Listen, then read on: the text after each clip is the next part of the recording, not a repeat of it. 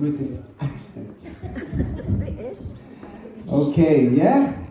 So I'm actually excited to share to you the sermon that I have prepared. I felt that the Holy Spirit wants me to share this to you because I know this is normal for all of us. Every day we are being tempted, in different areas of our lives. So that's why I would like to share to you, what I received from the Holy Spirit. And the title of my sermon today is Tempted and Yet Victorious. Amen. Can we all stand up? And let us read the Word of God in Luke 4, verses 1-15. And please join me in reading it. And Jesus, full of the Holy Spirit, returned from the Jordan and was led by the Spirit in the wilderness, for 40 days being tempted by the devil, and he ate nothing during those days. And when they were ended, he was hungry. The devil said to him, "If you are the Son of God, command this stone to become bread." And Jesus answered him, "It is written, man shall not live by bread alone." And the devil took him up and showed him all the kingdoms of the world in a moment of time, and said to him, "To you I will give all this authority and their glory, for it has been delivered to me, and I give it to you, to whom I will. If you then will worship me, it will all be yours." And Jesus answered him, "It is written, you shall worship the Lord your God, and him only shall you serve." And he took him to Jerusalem, set him on the pinnacle of the temple, and said to him, "If you are the Son of God, throw yourself down from here, for it is written, he will command his angels concerning you to guard you, and on their hands they will bear you up, lest you strike your foot against a stone." And Jesus answered him, "It is said, you shall not put the Lord your God to the test." And when the devil had ended every temptation, he departed from him until an opportune time. And Jesus returned in the power of the Spirit to Galilee, and a report about him went out through all the surrounding country, and he taught in their synagogues, being glorified by all. Hallelujah. Lord, thank you so much for today. Your word, Lord God, is as sharp as a sword, oh Lord God. And I thank you so much, Lord, that you are penetrating every soul and spirit right now.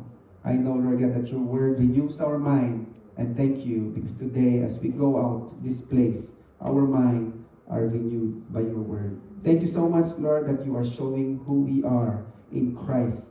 We thank you so much because Christ, Lord God, is always knocking in every people's heart. And today, as he knocks people's heart, Lord, hearts will be open for him. I thank you so much for the healing, for the salvation that you're going to give today. And this is my prayer in Jesus' name. Amen and amen. Okay, so this is the story is all about. Jesus was tempted by the devil 3 times. Okay, 3 times. And actually the Bible said, no, when the devil had ended every temptation, he departed from him until the opportune time. So it means that there is all the time 3 types of temptation in our lives. Okay? Because this is what the devil said. He have ended every temptation, but actually there is 3 temptations that has happened there. And biblically, it's about these 3 temptations that most of the time we have in our life. So Jesus fasted for 7 days and nights. Who have this fasted 40 days already here? Okay, maybe feasting 40 days, not prayer and fasting. But he was there in the wilderness, where I don't know the location, but it says wilderness, maybe in the Jordan or in the desert there, or in dry and very warm place. Probably only few water that he can see there, no food at all. It is hard to eat it is hard not to eat for 40 days, and even harder to stay in a very warm place, a very dry place. You see, not only that Jesus Christ was tempted by the devil, I don't think he was tempted at the end of his fasting, but the Bible said, for 40 days being tempted by the devil. He was tortured by the temptation from the devil. So fasting for 40 days is very hard. But, if Jesus Christ was relying on his flesh, he cannot make it. But the Bible said he was filled by the Holy Spirit. That's why he overcame it. That's the miracle that came from God. So let us see how the devil tempted Jesus, because if Jesus was tempted in this way, we too as his follower will be tempted in this way as well. So temptation comes, most of the time to question our identity. Because our identity is very important to every Christian lives. So at the moment doubts comes into your life, you will no longer embrace your identity. And this is the work of the devil, to remove you out from the identity that you have in Christ. So I will give you 3 points about, what I believe the temptations of the devil put in a way used to distract or tempt Jesus Christ. So this is the point number 1. Keep your eyes on the Word of God. Who has Bible here? Amen. Praise God. Do you read the Word of God? Praise God, right? Nowadays you don't have any reason not to read the Word of God. You can even install in your phone the Bible, right? If you say that you don't have language, you can also install, different languages in that phone. And we have all the time reason to read the Word of God. And as you can see, this is the first temptation. In Luke 4, verses 3 to 4, it says, "The devil said to him, 'If you are the Son of God, command this stone to become bread.' And Jesus answered him, 'It is written, man shall not live by bread alone.'" So this is the first temptation of Jesus Christ. The devil commanded Jesus to show something like a magician does, turning a stone into bread. So imagine yourself in the shoes of Jesus Christ. He had eaten for 40 days, and the devil is talking about food. He was talking about food. Probably the devil was showing so many stones there. You see, Jesus Christ, you can see a lot of stones here. Since you are the Son of Man, or if you are a Son of God, then turn these stones into bread. So, but I believe he was not asking Jesus Christ because he didn't know the identity of Jesus Christ. I believe that he knew that Jesus Christ was the Son of God and is the Son of God. But he only wants to give doubts into the heart of Jesus Christ. And the nature of the devil, he has this nature to be crafty, to bring lies in every people. Bring lies to the identity, not only to Jesus Christ, but for all of us. To question the identity of Jesus Christ, and at the same time, the devil's work is to question the identity that we have in Christ. And I think this question that he asked Jesus Christ, there is a possibility to bring doubts to him. And for all of us as well, if we hear something that questions our identity in Christ, there is something that sometimes it brings doubt in our hearts. And we question, am I really saved? Am I really in Christ? Or is it Christ really in me? We sometimes question this because of the doubts, of the questions that we receive from people around us. Because I know that the devil can speak to people around us as well. The devil can speak to the social media that you are reading, to the newspaper that you are reading, to the radio you are listening, to the TV that you are watching. He can use all of this, channel for us to bring doubts in our hearts. So Jesus doesn't need to prove Satan who he is, but instead, of making miracles by turning the stone into bread, he answered Satan by the Word of God. And because Jesus was confident on his identity, my question is, are we confident on our identity in Christ? Amen. We have this year, 1 year of speaking about our identity in Christ. And Jesus Christ knew his identity, and he was not shaken when temptation came. And this is the answer of Jesus Christ. He answered him, "It is written, man shall not live by bread alone, but by every word that comes from the mouth of God." He knew that food is not the only source of life. Physical food is not the only source of life. Probably it is a source of the physical body, but the bread of God, which is also called food, is the source of life for our spiritual life. And he knew about this. He knew that this is my food. Because I'm not only human being, but I am spiritual being. Jesus Christ is telling that my body is temporary, but my spirit is eternal. Who am I is spiritual being. Jesus was telling Satan, you want to hide my identity by foods. Please don't be tempted by food at all times. That's why we have prayer and fasting today, so that we can have more focus to have fellowship with Christ, to have meditation on His Word, because we don't live by just bread alone, but by every word that comes from the mouth of God. He knew his real food, and he knew who he was, and right now, this is the reason why Jesus came here in this world, to tell us our identity in Him. Because for so many years, since Adam and Eve sinned, He have hidden our identity.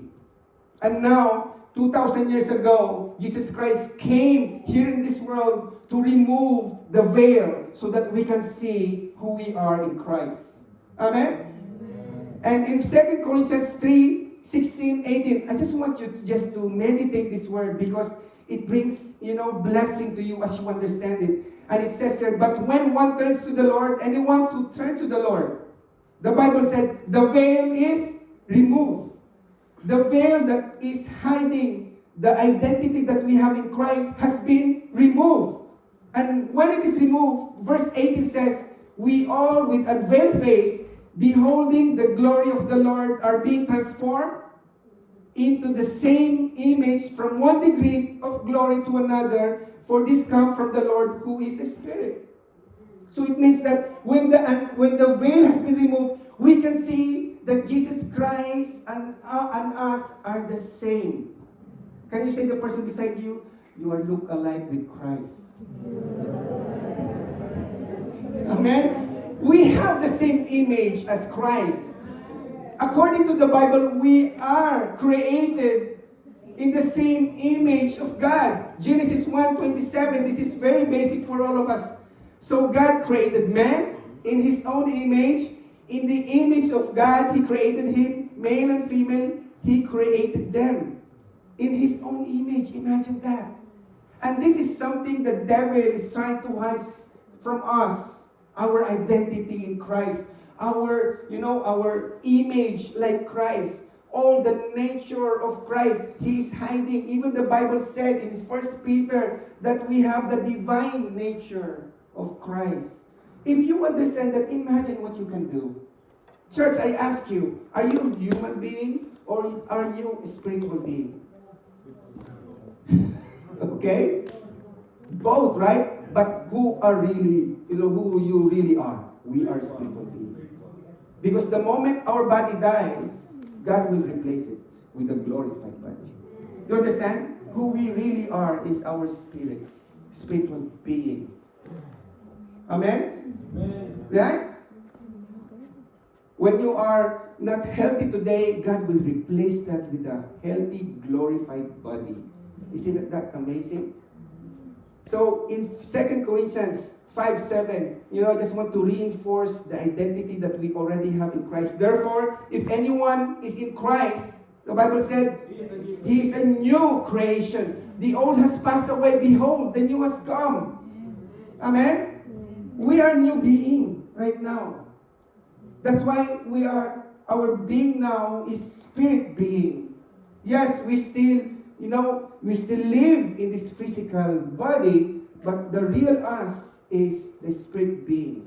In Colossians 3:10 it says, and have put on the new self, who is being renewed in the knowledge after the image of its creator.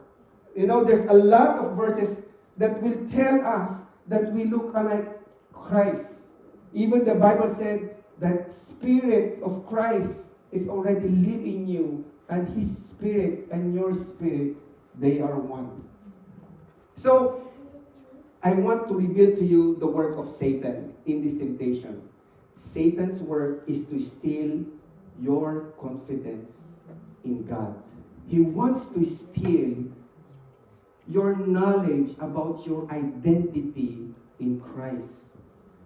Jesus answered Satan by the word of God, and that's why it's very important to keep our eyes on the word of God, because we can use it against all lies from him. Proverbs 18:21, the Bible said, "Death and life is in the power of your tongue, and those who love it will eat its fruits." You know what Jesus Christ did? He used his tongue, to speak out lies against the devil. We can use your tongue, but using the word of God that you receive from the Holy Spirit. Use it. When someone is speaking to you, when you hear something from your, from social media, you can say, "No, this is who I am. I am in Christ. I am the righteousness of God." You can say that. I am the righteousness of God. He made me light. He made me salt in this community. You can speak that to you. You can say that to you, though, greater is He that is in me than he that is in this world. Jesus Christ lives in me. If He is for us, who can be against us? There's so many things that we can speak out to the lies of the devil. That's why I want you to focus your eyes to the Word of God. In Joshua 1:8, you see, Joshua 1:8, "The book of the law shall not depart from your mouth." You speak it out every day. When you read the Word of God, speak it out, the Word of God. This is what the Bible said. This is not my opinion. "The book of the law shall not depart from your mouth, but you shall meditate it day and night, that you may observe to do according to all that is written in it. Then," this is the promise, "then you will make your way prosperous, and then you will have good success." This is the key. This is the key. To really dwell in the Word of God. And what the Bible said, out of the abundance of your heart, the mouth speaks. That's why the Bible said, if your mouth shall not depart from your word, it is because you are meditating the Word of God day and night. It didn't say morning and evening, it says day and night. That's the two different things. Amen? Morning and evening, you just read it morning and evening. But day and night, you read it every moment of your life. That is day and night. So, brothers and sisters, I want to encourage you, keep your eyes on the Word of God. Keep your eyes on Christ. So, point number 2 is this: worship God alone. Yeah? Can you say to the person beside you, worship God alone? Worship God alone. Okay? So, the first one, church, the devil is trying to steal your knowledge about your identity in Christ. He's trying to steal. Now, okay, the Bible said in Luke 4:5-8, it says, "And the devil took him up and showed him all the kingdoms of the world in a moment of time, and said to him, 'To you I will give all this authority and their glory, for it has been delivered to me.'" When was this delivered? When Adam and Eve sinned. So this is Satan speaking. "And he give it to whom I will. If you," Jesus Christ, "then will worship me, it will be yours." And Jesus answered to him, "It is written." Again, he always say, "It is written." How can we speak out to the lies of the devil if we don't know what is written? Okay? So enlarge the Word of God in your life. You can say, "It is written, you shall worship the Lord your God, and Him only shall you serve." This is the second temptation to Jesus Christ, is to offer Him fame, glory, even authority that Adam has lost in the beginning. In what exchange? In the exchange to the throne of God. In exchange of worshiping God to worshiping Satan. Probably the devil showed vision. I don't know, maybe they went up, showed vision, or maybe the devil has this PowerPoint to show Jesus Christ. Of course, they don't have PowerPoint during this time. This was an offer, to deceive Jesus Christ again. You see, but the moment Jesus received this offer, you know what will happen? He will lose the time that he have with the Father. He will lose the time to worship God. He will lose his relationship with the Father. The moment he will accept this offer from Satan. So, this was an offer many can't resist. To tell you honestly, when you are offered with fame, with security, with power and authority, many hard to resist this kind of offer. Probably many have lost their intimate relationship with Christ as well because of this offer that that Satan is offering not only to Jesus Christ but also to us. Imagine, right? I believe we have been offered with so many things already in life. And because of that, we lose sight of Christ. We lose sight in our relationship with Christ because of this kind of offer. Do you notice how the devil offered? He offered comfort in exchange to worship. The devil is so desperate. He was so desperate to receive the worship of Jesus Christ to him. So if the devil wanted this worship, do you think God wanted your worship as well? Can you say to the person beside you, God wanted your worship to him? Our worship to him is very important, church. It's very important. Even Satan wants the worship of Christ. He wanted us to worship him. When we worship fame, we are actually worshiping him. When we worship money, we are worshiping him. Anything that we worship, aside from God, we are worshiping him. So if this is very important, then our mindset must be in worshiping God. Whether you are here in this church or in your private life, are you worshiping God in your private room? Are you worshiping life in your work? In your family, are you worshiping God? The Bible said, offer your body as a living sacrifice, as an act of worship to him. This is something that, we must have in our mind. How can I worship today? The moment we open our eyes, how can I worship God today? Yes, singing song is part of worshiping God. But there's more there that we can worship God. Our hearts, our minds that is set on him is worshiping God. Even whatever we have, that we can use it just to worship God. There's so many ways to worship God. That's why, brothers and sisters, if Satan desires worship of the people of God to him, how much more God desires you to worship God. This is very important, church, to God. Worship him alone. In Revelation 3:16-17, because this is the problem right now. We are so focused on what we have. So because you are lukewarm and neither hot nor cold, I will spit you out of my mouth. For you say, I am rich, I have prospered, I need nothing, not realizing that you are wrecked, pitiable, poor, blind, and naked. God wants us to worship God. No, because they are focused on what they have, they become lukewarm. Many Christians nowadays become lukewarm. You know why? Because of what they have in their lives. God is telling us, whatever you receive from him, seek me. If you say that you are blessed by your work right now, you are promoted, you receive a child, you receive a husband or wife, glorify God for what you receive.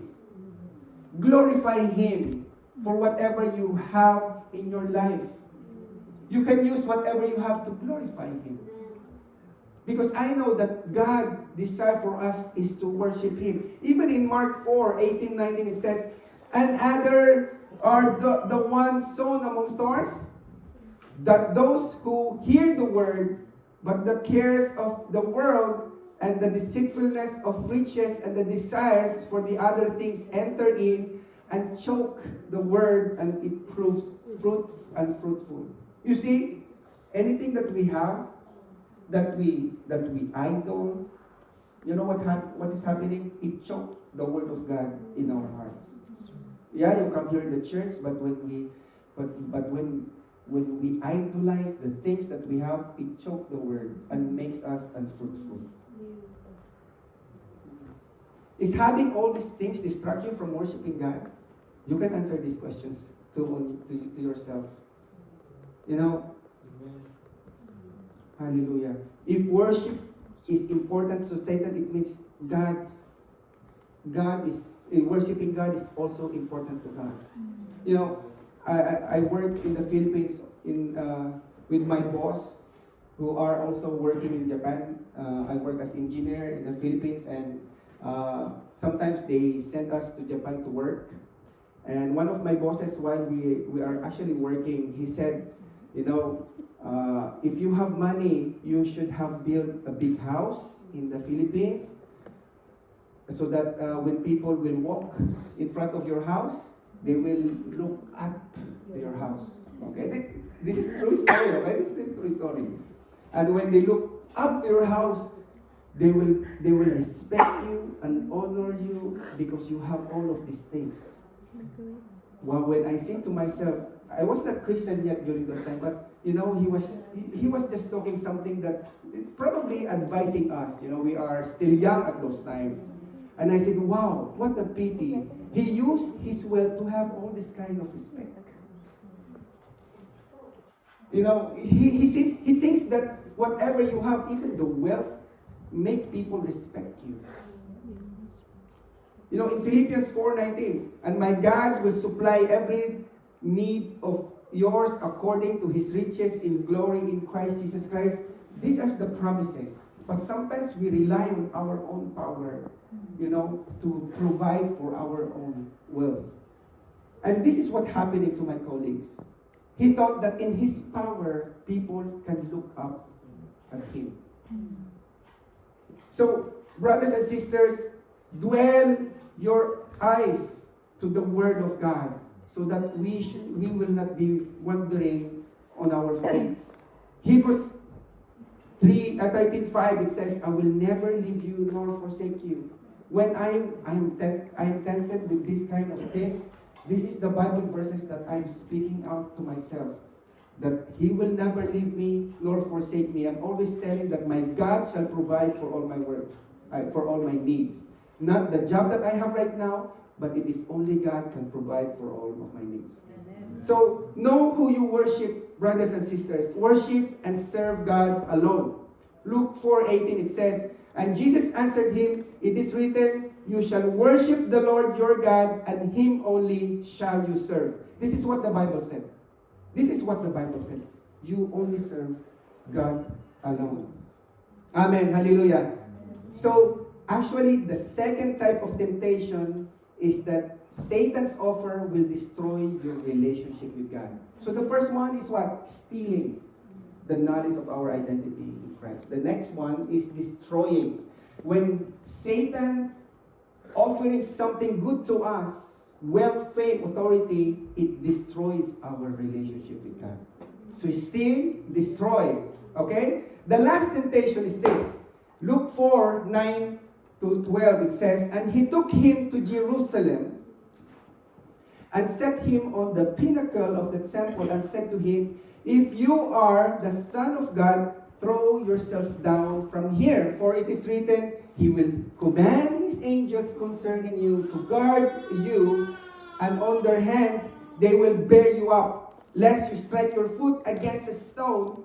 And Jesus answered him, it is said, It's always said, it is written, right?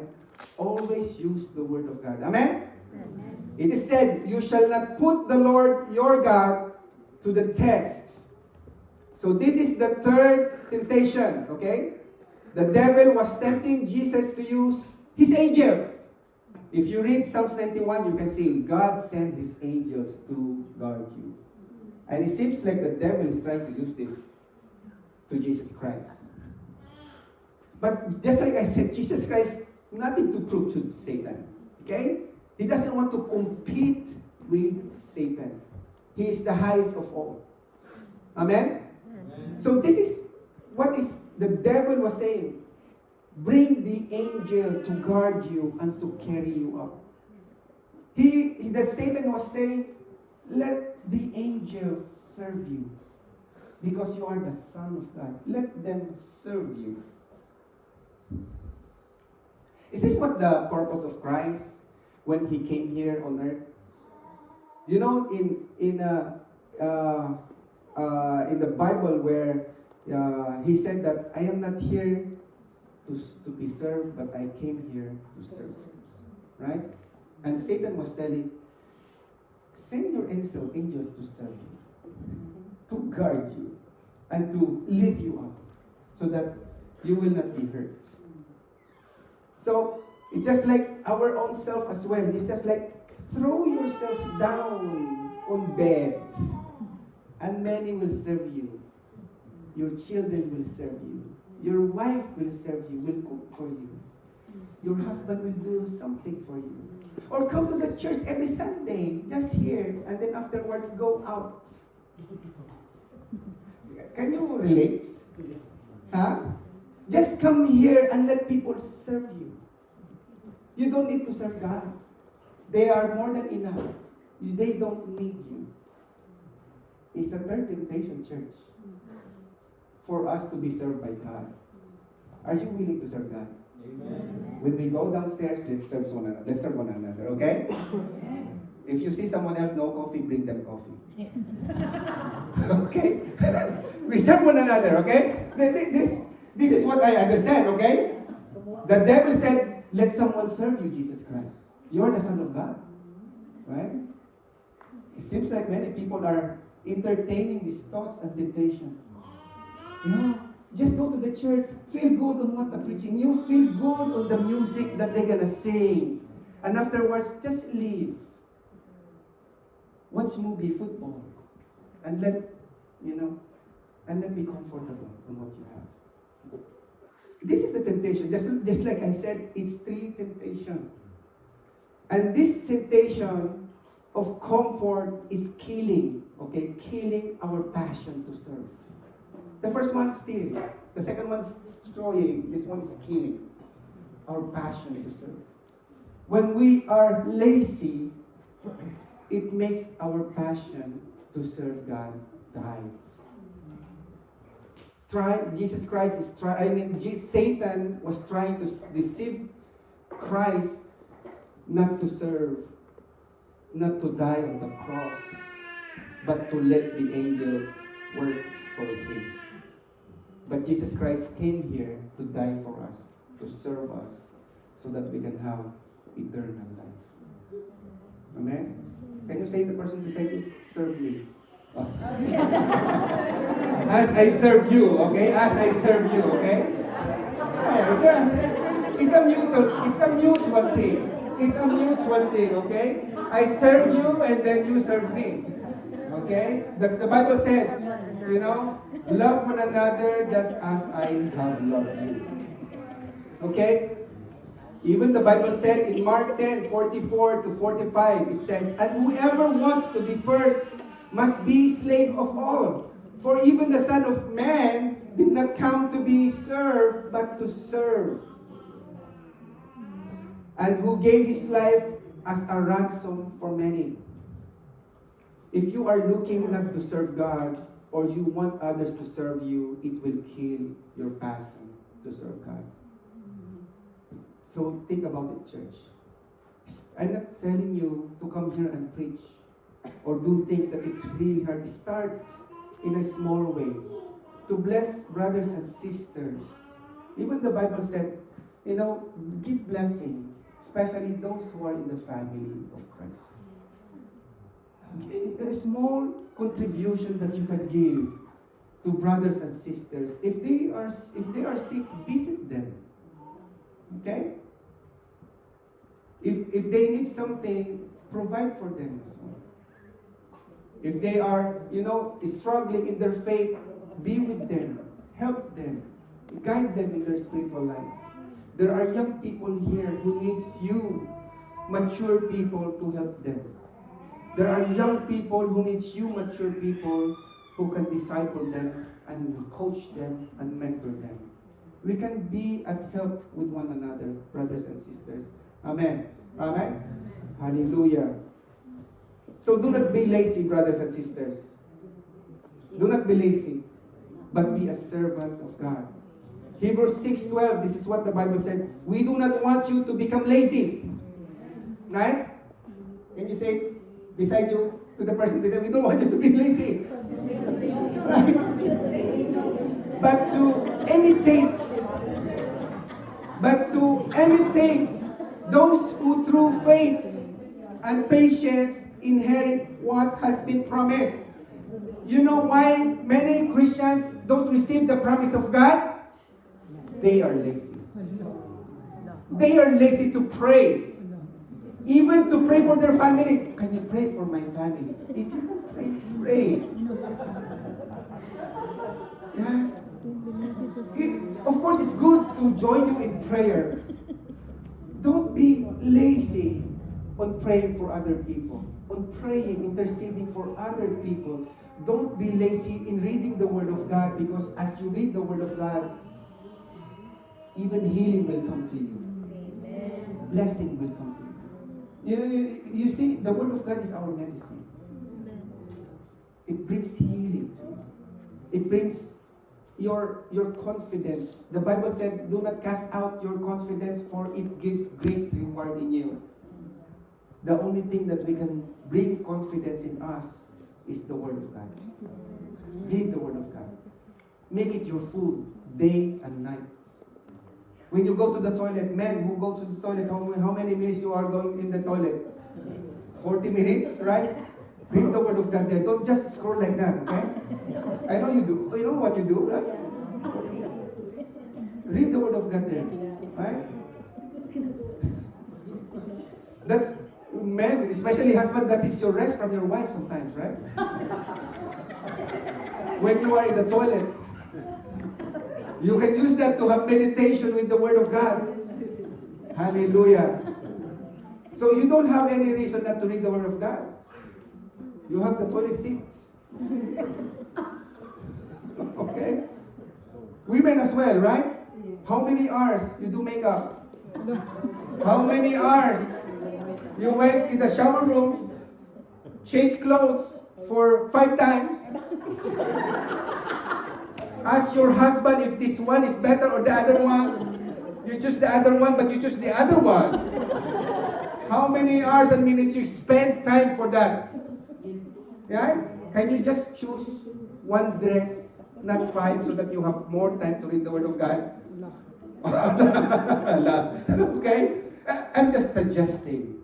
I'm just telling that you have time to read the Word of God. I'm just telling you that it's possible to read the Word of God. I'm just saying that it's possible to serve God. If you say, I don't have time to serve God, then that's the problem. Maybe you need to reschedule your life. You need to plan your life to set aside for you to pray for your family, for your colleagues, for your friends, and for the church, even for our community. Hallelujah. In Ephesians 6:7, it says here, serve wholeheartedly as if you were serving the Lord, not people. Deuteronomy 28:47 and 48, it says here, because you did not serve the Lord your God with joy and gladness of heart for the abundance of everything, therefore you shall serve your enemies, whom the Lord will send against you in hunger, in thirst, in nakedness, and in need of everything. So, brothers and sisters, if you are serving now, bring a smile into your face. Can I see your smile? If you are in the kitchen, bring smile in kitchen. If you are in the media team, like Brother Terry, always is smiling. Right? Bring smile, right? If you are worshiping here, don't sing like, Hallelujah. Instead of rejoicing, your face should be like this, right? Put a smile when you serve God. Amen? When you go out on the street, share the gospel with courage, with boldness. Do it in excellence. God is above all. He deserves to be served in our excellence, not in convenience. We should not serve God in our convenience, but we must serve God in excellence, brothers and sisters. So, notice what the devil is trying to do. It's free, right? Always like that. Like in John, it says, steal, destroy, and kill. That sounds familiar to you? In John 10:10, it says, the thief comes only to steal, kill, and destroy. But Jesus Christ came that they may have life and have it abundantly. Wow. Amen. These three temptations, the Bible said, the devil have give every temptation to Jesus Christ. And this is something, the work of the Satan against us, for us to, to be destroyed, to be stolen something from us, and to be killed. So church, watch out for all the things you receive and always test them. I'm not telling you that all the things that you receive comes from Satan or from the devil. I want you to do this and watch out. Examine yourself. If I'm going to receive this, am I have more time with God? Can I still worship God? But if the things or situation or people let you wander away from the presence of God, maybe this is not something for you. Sometimes friendship as well. If I have these friends, if I'm going to be with them, can I become closer with Christ? In the Philippines, I have a fraternity. I actually left them because it brings me away from God. I really praise God because I met my wife, and she actually coached me to grow in my faith. And as she coached me to grow in faith, I learned that the importance of worshiping God, in reading the Word of God. And so, brothers and sisters, especially young kids, who are the young kids here? Don't raise your hands from there, okay? Who are the young kids? Yeah, watch out. Choose your friends. Amen? Look at the person beside you. These are the friends that you should have. Amen? Even adults, okay? Choose your friends. Who are the adults here, okay? Don't raise your hand. Let them raise their hands. Okay. Choose your friends. Choose your boyfriends. Choose your girlfriends. Okay? And then you just do it like that, right? Okay, so sorry about that, but choose your friend. Amen? So, I just want to share you my testimony. I had this identity issue before, that when I prayed, I lay my hands to people, I was so conscious on what to say to them. It seems like for me, it's just like a formula. So, I have this formula that I imitate, others, the famous pastor, maybe if I do this, if I speak these words, maybe, it will flow the power of the Holy Spirit in me, okay? But as I do that, I don't see actually so much power. I don't actually even see people healed, okay? I believe that there is power in the name of Jesus Christ. Some, I probably pray, but I don't know if it is because of my prayer. But every time I read the Word of God, my faith grew. And I was not actually meditating it anymore, the pastors that, I knew, the famous pastor. But as I meditate the Word of God, it just strengthens my faith that I am doing this because Christ lives in me. The words that I am speaking, and I'm going to speak, it is the Word of God. I always say it is written, by Jesus' stripes you are healed. Probably you have heard me speaking like that. And I command even illnesses, infirmities to go away because the authority that we have. The more I understand that Christ lives in me, that the Holy Spirit gives me freedom, I understand who I am. And that's the problem of me before. I don't understand who I was. And of course, the Holy Spirit sent me into the Word of God to really understand who I am. The moment I understand that I am the righteousness of God, then I said, wow, Lord, if I understand that you live in me and I am your righteousness, I am the light of this world, I can do whatever you do as well.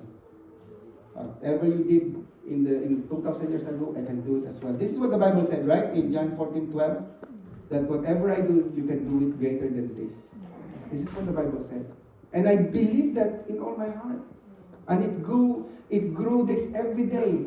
As I'm praying every morning and worshiping God, I'm saying to myself, Lord, thank you so much because I am your righteousness. I'm saying to the Lord, Lord, thank you so much that you're going to bring me out again. As I lay my hands, they're going to be healed.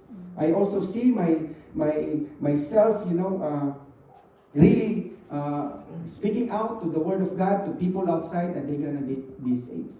And as I meditate those things, because I believe this comes from the Holy Spirit, as I'm meditating the identity that I have, even the Bible said that you shall never be hurt. I am meditating that, Lord, I don't want sicknesses that comes to me. But since this is what you said, I believe it, Lord God.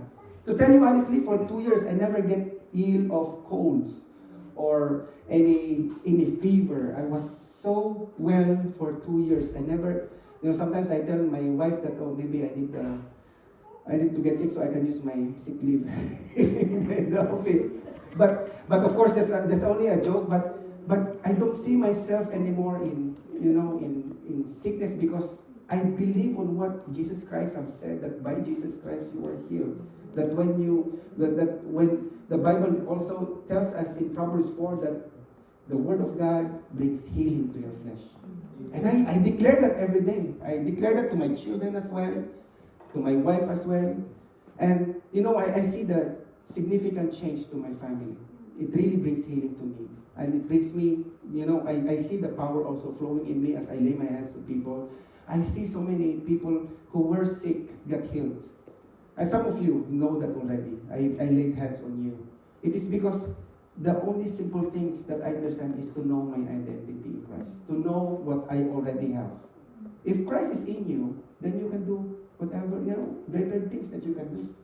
If the Holy Spirit lives in you, then the freedom is also yours.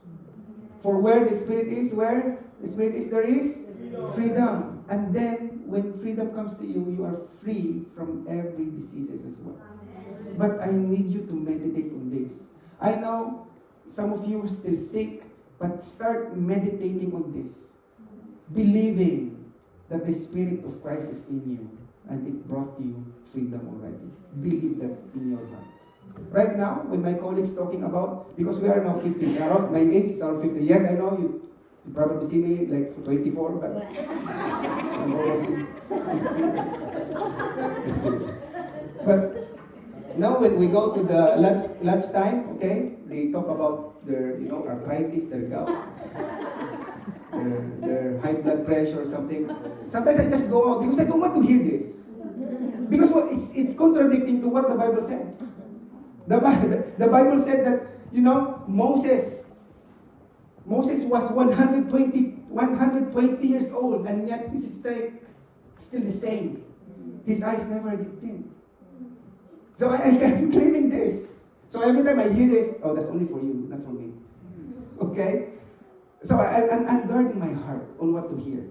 Because I want to dwell on what the Word of God promised to me. Promised to me. And I believe what has God promised to me, He has promised this to you as well. Amen? And I ask the music team, and let the Holy Spirit, minister to you right now. And if you are here right now, and you are being tempted in some areas of your life, the Bible said, okay, James 1, as it is written, if you are tempted right now, okay, to sleep, count it all joy, but don't sleep. Okay? The Bible said, Count it all joy, my brothers, when you meet trials of various kinds, for you know that the testing of your faith produces steadfastness. And let steadfastness have its full effect, that you may be perfect and complete, lacking nothing. The Bible said, testing of faith is either it brings good or bad to you. If you overcome it, it makes you perfect, complete, lacking nothing. So brothers and sisters, let the Holy Spirit speak to us right now here as the worship team will lead us to another song for us to bring our hearts to Him. As they sing this song, let your heart focus on Him. Let our hearts dwell on the words that you receive right now. Hallelujah.